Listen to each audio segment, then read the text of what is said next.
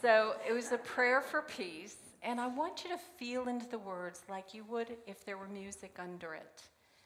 Feel into these words with me.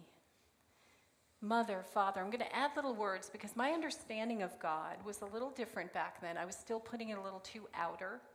And now I'm seeing this inner-outer ebb and flow of accepting that goodness that I don't understand yet, that's being expressed in a million different ways outside of me, but yet it connects to that spark and life and love and God that's already within me. And it reminds me who I am. And so that ebb and flow and that creation and those boundaries between us kind of melt away. So that's a different understanding than I may have had. So I'm going to alter the words a little as I go along to fit what I hope we always continue to expand our view of what spirit is, because how do you define the infinite?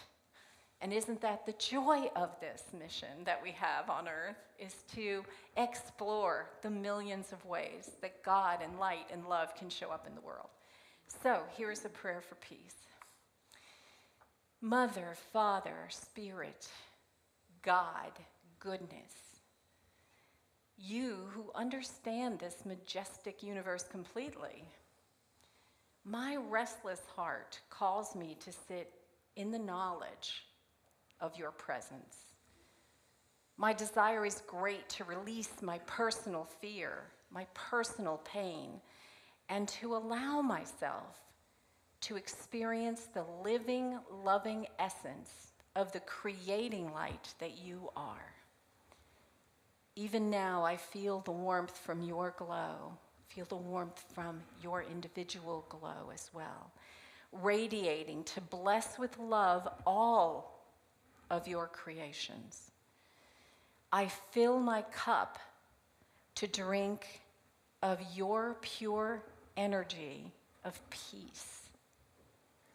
Through my willingness, I take my substance, my sustenance, from the source of all thought. Thereby do I rest in trust in the truth. And from this space of the knowledge of my goodness, which springs from the source of my divine heritage, I acknowledge my connection with all of life. I see the struggles and triumphs of my earth family. I see their pain, and I see their progress. I see how we are the same. We are one. It is my joy to affirm the evolution I see in our family. Many more minds and hearts desire the great qualities of love, peace, and creativity in their worlds. Brotherhood, sisterhood abound. When I am afraid, or my brother or my sister is afraid, or a country is afraid, I know that the many minds for peace, together with our source, sustain a haven in our hearts where the glow of life may be felt. I consciously choose to go there and fill my cup. Every time I return to my heart, I live more fully. One day I will choose to dwell there always. And may today be that day. I know that this happy outcome is assured for all of mankind, and as I hold my vision of our good, I build a greater path for those who come behind, as it was done for me. As I heal myself, the presence of healing energy on earth grows. My mind joins with the minds for peace, which sustain the haven of the light. I know what to do to promote the good of all, which is love. I go to peace for my country. I am grateful that the great source of good which created us is the same source which sustains us. With my free will, thus with my eyes open, I choose to step into the light and all is well. Always. So be it.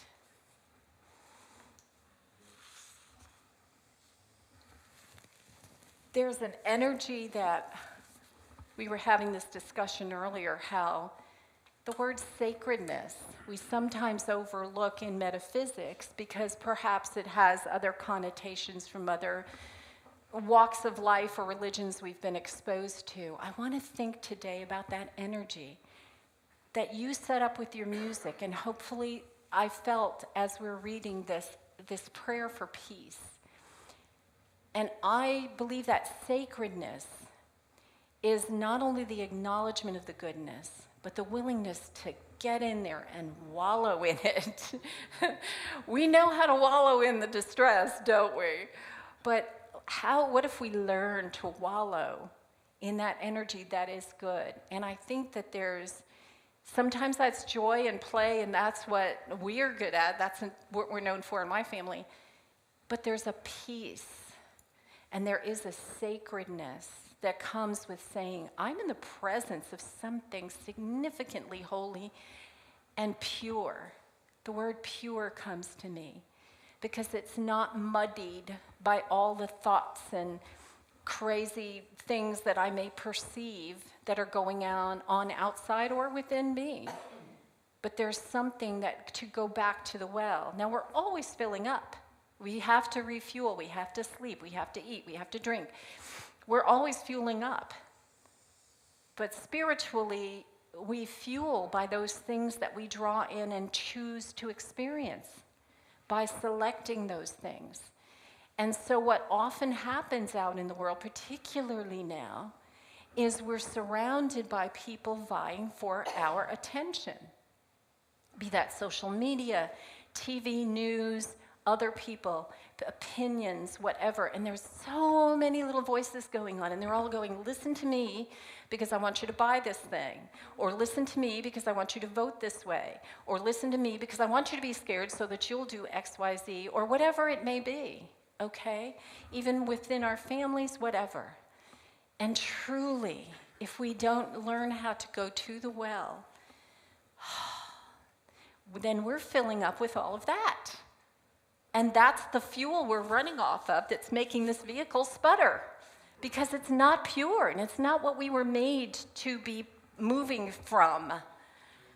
So we have to come to that place. I say have to, and of course that means if we choose to want to make this easier and more fun and wonderful and more sacred and more honoring of life, then we have to think about what well are we going to? And that's where that free will and that thought and that practice, that spiritual practice comes from. It's from coming to making those choices. That's why it's so important. It's not just to make it fun, which that in and of itself I could get on board with, right? Let's make this easier, let's make this fun. But truly to live from a place that creates. A place of, I just adore artists. I can't paint. My daughter can draw like nobody's business. That's not my skill. But I love to act. I love to sing. There are many other ways I can express. And so part of what I wanted to segue into is this idea, when I was into acting, which was like my favorite thing in the whole wide world to do, there was something about the psychology of it and the playfulness of it and the spirituality of it and the getting into someone else's skin and understanding that and the freedom to play within someone else's skin. All of those things very much appealed to me. So the reason I bring that up is to say this. One of the places that I studied when I was in college was we studied the Uta Hagen method. And I may not use some of the same terms. It's been a few years ago. But we would we would look at a script, and you're breaking things down, and one fine day, we got to do it all together. One of the casts I worked with, we did this together, and it was the most powerful exercise. They had what they called moments, okay? And let's just say it's a two-person scene. There's something I want. and perhaps you have a book, and I want your book.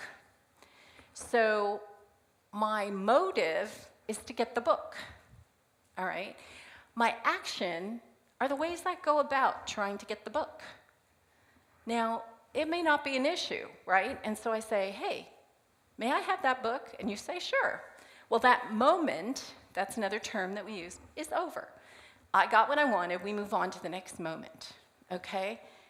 But maybe she doesn't want to give me the book.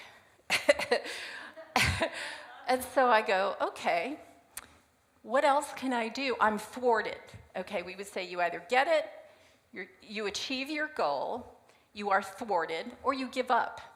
Those are the only three things that can happen.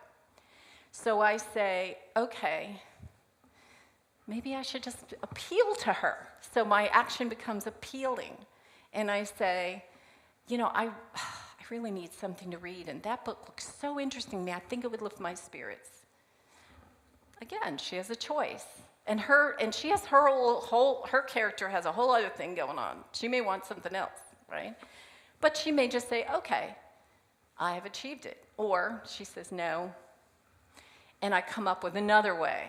Well, and I try to guilt her into it, right? Blah, blah, blah. Or I can just give up and say, you know what? I don't need that book.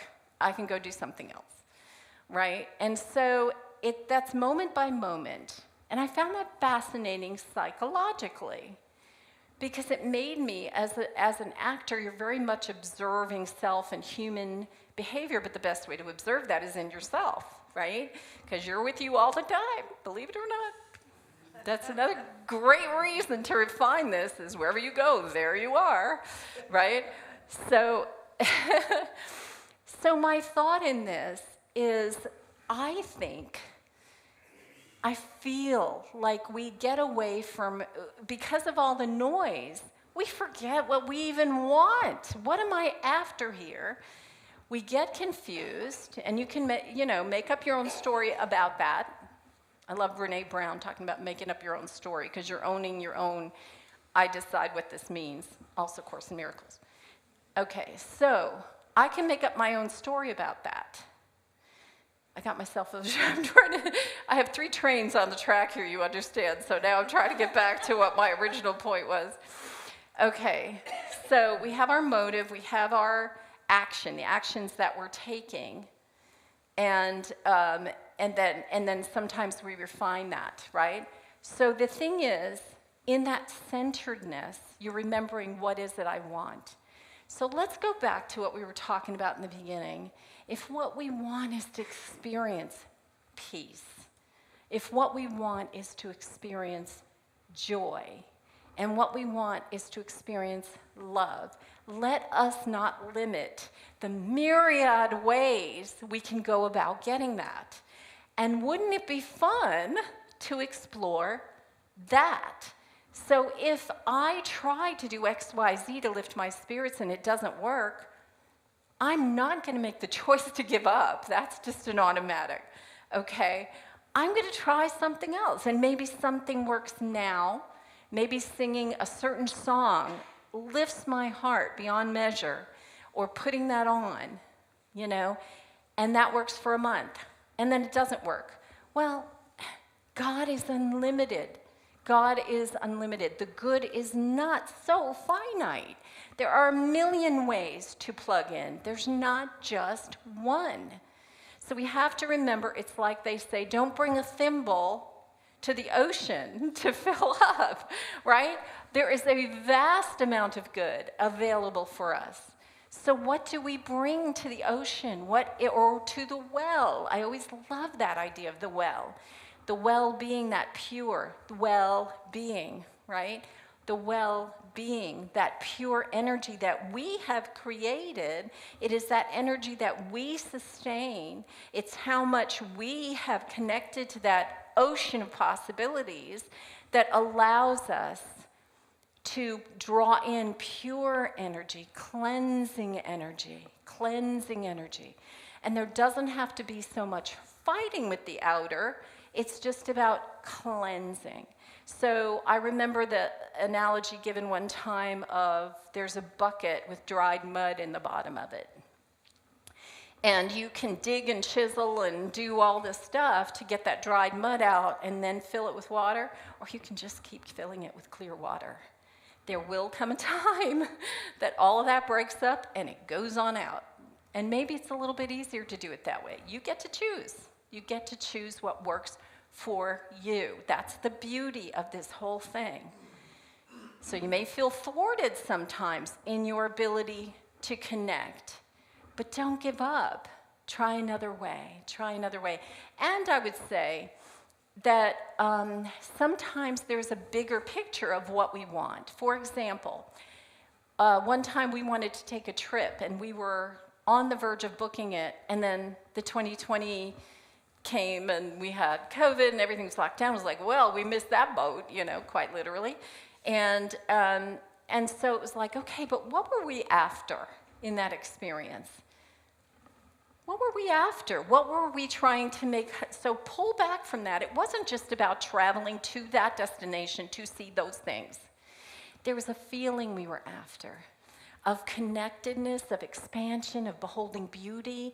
I could see beautiful art from our sitting at the media room and looking at, gorgeous things. Not the same thing? No, not necessarily. But the feeling that you're after is always available. It's always available, that sense of peace, that wellspring within you that connects with the vast ocean. And why do we love that view of the ocean? We stand there and we look at the horizon, and it's like we're in awe. We feel like we get a glimpse of eternity, of there not being an ending to this pure, amazing, natural thing. And so part of what I felt like I was feeling when I would tune into that image was that it would be tempting to feel like there's a bunch of people lined up in front of the ocean going, you can't get over here right now. And what do? Do we start digging in the sand and trying to strategize how we're going to get around these people to get to our good, right? Or we go, I got to line up like a football player, and I'm going to make this happen. I'm getting to that ocean, right? And there's a million ways you could envision that, because we're very creative with our resistance, aren't we? And I'm not saying anything you thought of isn't valid for you in this time. That's not what I'm saying. But let's go back to the word of the day, soar. If we're infinite beings, we rise above it. The birds are not going to be blocked from the ocean, right? You just go on up and over. It has nothing to do with who's lining up and trying to do this or that or the other, right? No one is in control of the vast experience of God that you have. No one else controls the vast experience of God that is available to you. That is yours to say, what you bring and how you bring it, how you get there. I don't want to give up, because I love this experience of nature, of goodness, of art. I am fascinated by the ways people create, what they can make art out of, how they delight themselves. And I love that word delight, because I think it's like, they're delighted and I catch their light, because they're delighted. When they're delighted, they're offering light. They're delighted when they're acting from that well-being, that wellspring of goodness and creativity and joy that they own, that they're exploring. Again, how many people have you seen that started off as artists or writers? They weren't perfect right off the block. Okay, there are some exceptions to that. But mostly, you can see the evolution of their creativity. Don't expect yourself to be perfect. It's not a prerequisite. It's more important that you start. Any light is better than no light. I picture us being in a darkened room, and I don't care if you have a pin light, it's a light. It offers direction. Someone else may light off of that. There are a million ways light shows up. I was scared of the dark when I was a child, and I remember my mom reiterating this phrase that finally sunk into me, and it's just, the darkness is simply the absence of the light. It is not a thing unto itself. The light, any light, pierces the darkness. So don't underestimate any good, any fun, any love that you have in the world. It is all needed. It is all important. I want to read something again so we can experience and create more of a well for ourselves. That energy, that is love, that is preciousness. This captured it for me. I got these little books from my mom. No idea. They just seem to appear out of nowhere. Not any big publishing house or anything, but to give them credit, it comes from something called The Brotherhood. This one was published in 1966. The Brotherhood of Followers of the Present Jesus. So just to give them credit for this writing. And the selection I want to read is called Pause in Joy. If you will seek deep within yourself your true purpose, tune into it and it alone, and let it formulate your life upon a central theme, life for you will be a simple thing. And what I'd like to say is that's that thing I was talking about where the bigger picture, there may be a million ways it shows up to everyone in this room, but maybe it's the overarching thing is just to be a bringer of the light.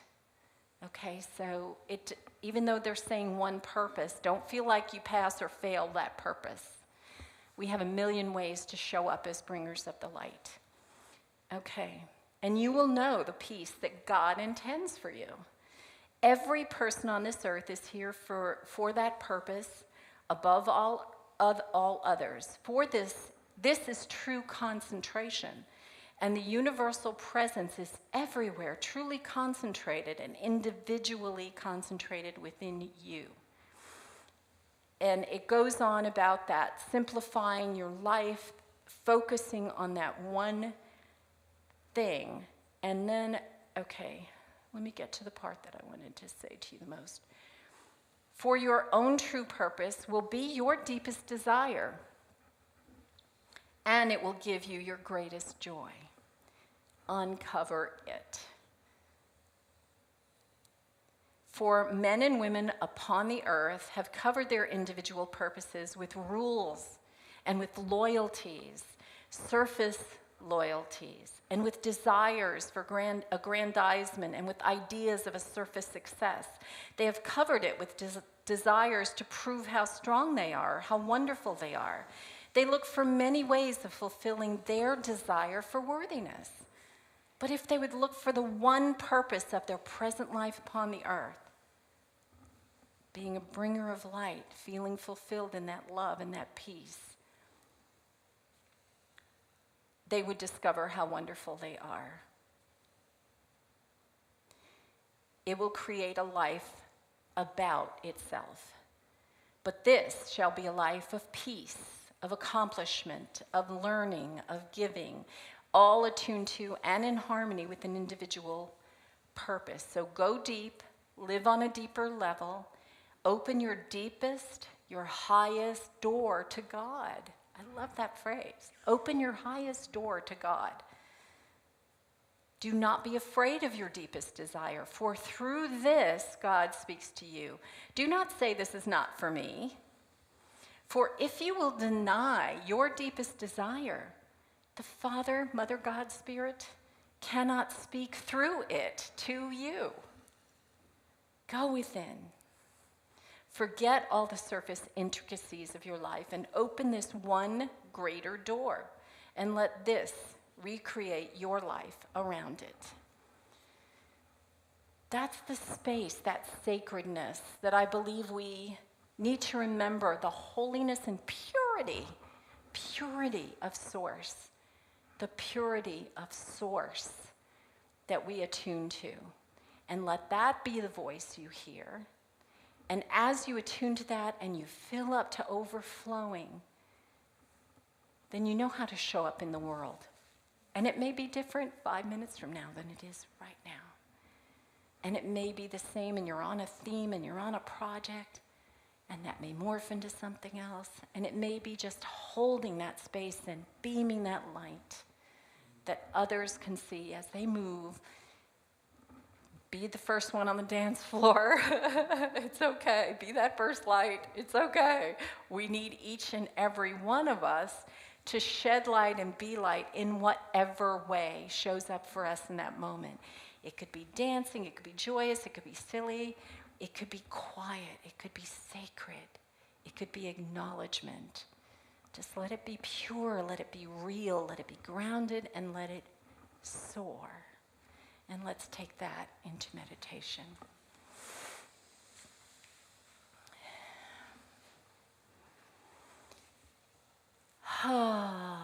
So wherever you are in this moment,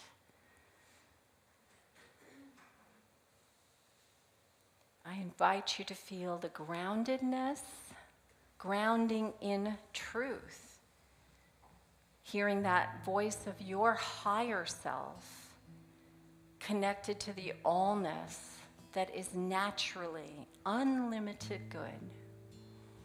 Unlimited good. And you feel a peace within your soul. Your soul calling you to wallow in what you find sacred. There is beauty.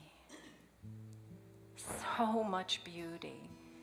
When you think of those moments of awe that you've had in your life, it's usually over something just naturally beautiful. That you are just smitten with the universe and its ability to create something so magnificent. And remembering that we have been blessed to be wired to feel and see it as beautiful. It's just life. It's just living. It's just doing its thing.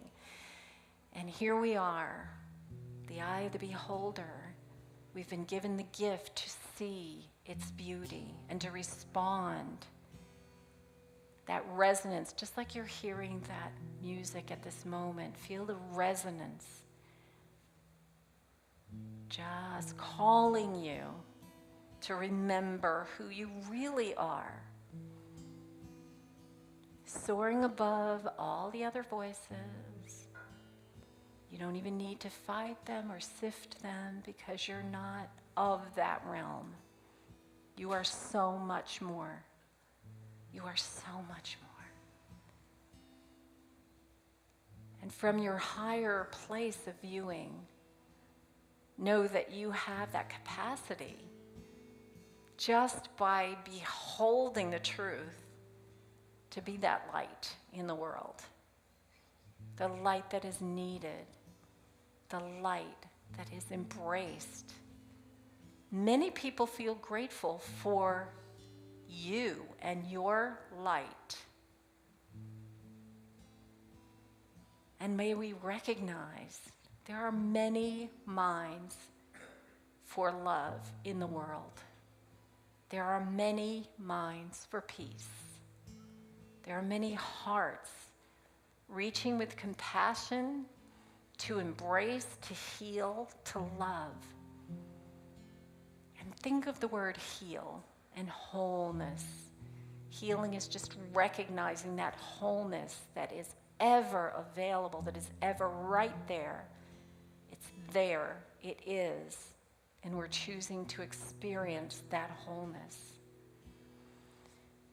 So as you take a nice deep breath, just feel that permeating everything in your body. Goes where it needs to go.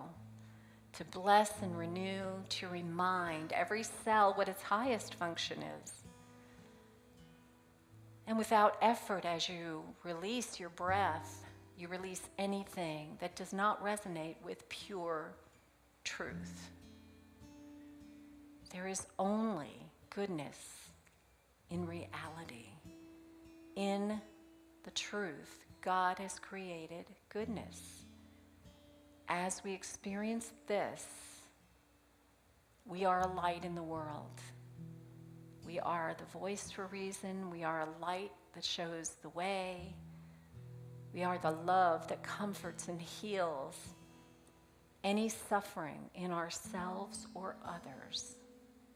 We are guided to know how to show up, when and where and how, when to sit and refill so that our light can burn brightly.